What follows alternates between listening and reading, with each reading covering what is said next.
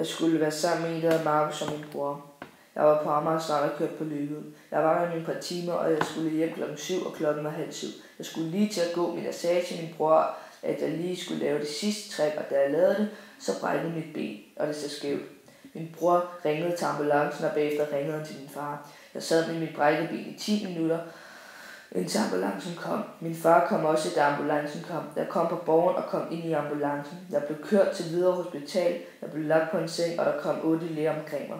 De sagde til mig, at de skulle rette min fod. De sagde, at de hev i min fod og skubbede mod højre. Jeg skreg, de skulle have et røntgenbillede af min fod. Jeg sagde til mig selv, at jeg ikke gad at have opereret mit ben. 20 minutter efter så fik jeg svar, jeg skulle opereres. Jeg sagde til mig selv nederen. Jeg skulle sove på hospitalet. Jeg var på piller, der hedder Podyl og Panodil.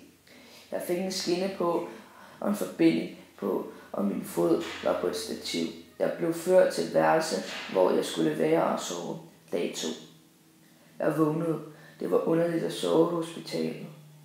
Jeg får noget morgenmad, og det smager ikke så godt. Det smager af pap. Hele min familie kommer over at se mig. Der kom en læge ind og tjekkede min puls og for Podyl.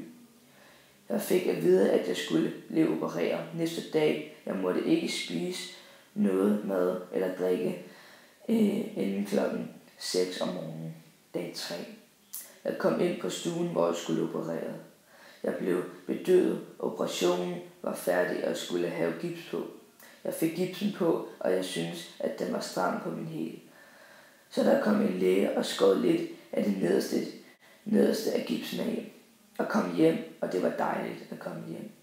Så gik der en uge, og jeg fik en kæmpe væbel på foden. Væblen var lige så stor som en låg.